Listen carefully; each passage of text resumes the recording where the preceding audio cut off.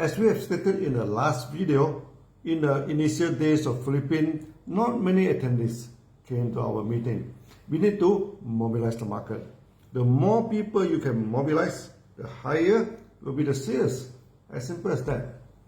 But there was a news from Davao, the southern part of Philippines, that the leaders there were going to hold a meeting of 800 people. That was a lot of people compared to 30 or 40 people at the time in Manila. The leader in Davao invited me for the meeting. I happily accepted it. However, the day I landed in Manila from Malaysia, suddenly I heard American Embassy have issued a red warning to travel to Davao, and there was an imminent risk of bombing by the terrorists. That immediately put me in a dilemma. Even the leaders advised me not to go, and it was quite risky. But leaders in Davao assured me they would do anything to keep the meeting safe and asked me to come anyway. So to go or not to go immediately became a concern. There was even a crowd called me, and advised me not to go, as they did not want to put me at risk. However, the leader in Davao also called me and requested me to go as usual. That time the southern Philippines was tense, and there were already some bombing happened. Even the Malaysian consulate requested the Malaysian to leave. If I did not go, I would lost the only chance I could meet up with so many people. That is bad for the market. In MLM, we try our best to always mobilize people. The more, the better. The leader has spent so much effort to get so many people. They will tell them, sorry, I'm not going to come.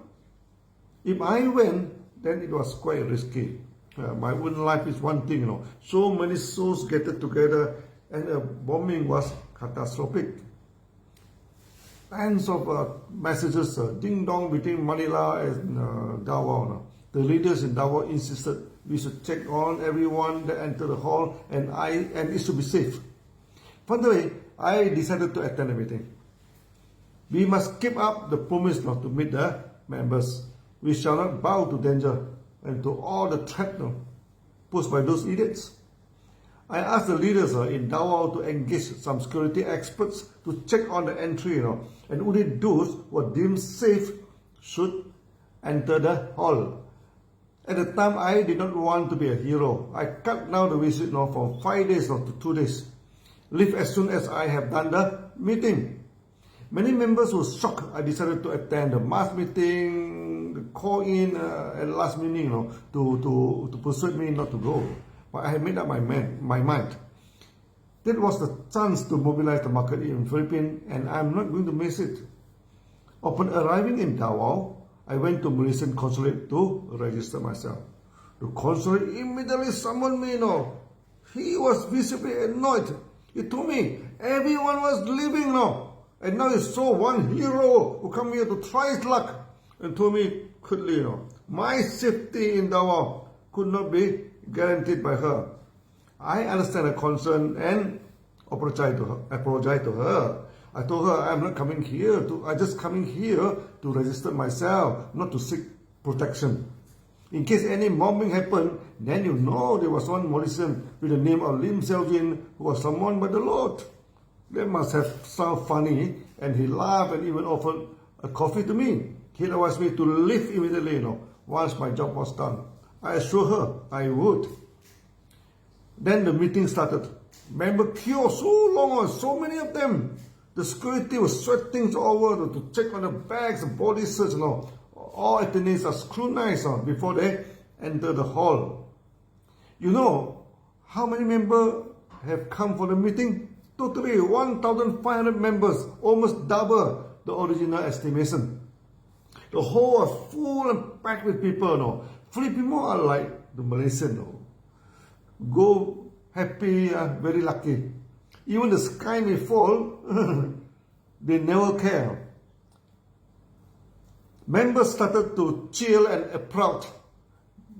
Then motivated me very much I gave the speech excitedly and gestured my hand wildly. I told the members, We would not take unnecessary risks in our life, but we also not bowing to danger and idiots. Let there be bomb or no bomb, our life proceed as usual. Member applauded as wild as my body gesture. That was one of the rare occasions I turned wild on the stage. The pressure mounting on me in the past few days due to the threat did turn me wild. The terrorists may mob us to meet our Lord, but we shall not back off.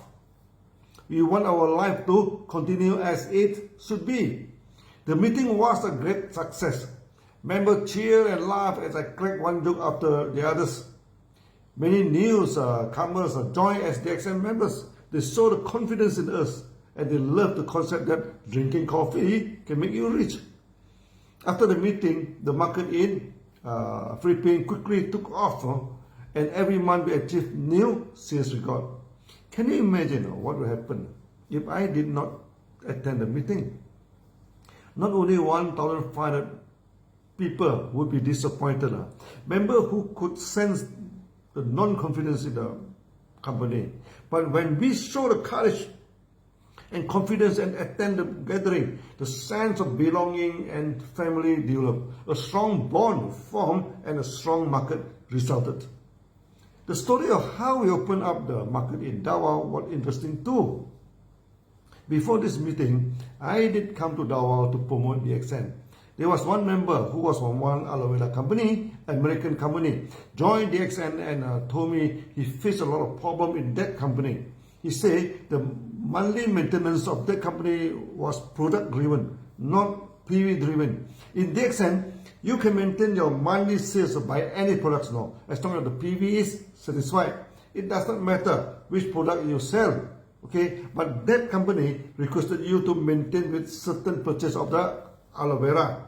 And the maintenance amount is much higher than that of DXN. He told me his upline has tore up half of the house now with aloe vera due to too much personal maintenance and the products were not sold as quickly as they maintained. Then he decided to bring his upline to meet me. I met his upline in the hotel and they did not want to show themselves in the DXN meeting. The upline told me they just came here to have some courtesy call on me, as they are just curious how can one M&M company sell coffee as a main product. They just come here to satisfy the curiosity and they would not join DXN. I was never worried by the refusal to join DXN, but it was interesting to compare the system of two companies. Most important, DXN standardized and synchronized the marketing plan worldwide. We only use one marketing plan. Also, our products like coffee are day-to-day products now. You don't need a professor to sell coffee. Anyone drink it and like it, they will. As we are selling real coffee, no artificial coffee essence, then sales become automatic. Once again, cheers, drink coffee to become a millionaire. Their eye open up now, hearing such a quote which shocks them. Last but not least, DXN, you need not maintain high maintenance per month. You need not stock up coffee. As I told them, the maintenance in your company is so high, most of you have to stock up the products. If you're not careful, you may take bath with aloe vera. When she heard of me about the stockpile of aloe vera and may need to take bath with it to exhaust it, the wife of the upline immediately burst into tears. She told her husband, why not just listen to Dr. Lim and let him explain more about the marketing plan and the low maintenance. Then I told them the definition of success in DXN. If we place you at any place, at any time, in any part of the world, you can survive and apply the one word, one marketing plan. Then you are a successful member. Then you become a real free man and free woman. That excited them. And they decided to join members. Then they mobilized the market and lead to the mass gathering I mentioned on top. Now in marketing, we should not take rejection negatively. There must be a reason why they reject. Most of the time they do not know us well. Then we should tell them the real story of DXN, promote simplicity and invite them to be a free person. It always works at the end of the day. Because DXN is a real company. Just like a real coffee, people can feel it and feel it good. The economic crisis at the time was quite serious for Philippines too. Many M&M companies keep increasing the price as their products were brought from third parties. When the incoming cost increased due to depreciation of the currency, the market price of products increased drastically. But DXN, we produce our own raw material and process them in our own GMP. Our salary and most expenses are in local currency. We are not that much influenced by the up and down of the US dollar. As a result, our pricing is very stable. We only adjust each year for the inflation. But many companies keep adjusting the price every month or every few months. Not only that, they change the marketing plan to cut down the bonus. DXN has stable marketing plan which no one can change easily. From the Great Gathering, the Philippines never look back and become a major market of DXN. We shall talk more about the interesting market of Philippines in the next video. See you then. Bye bye.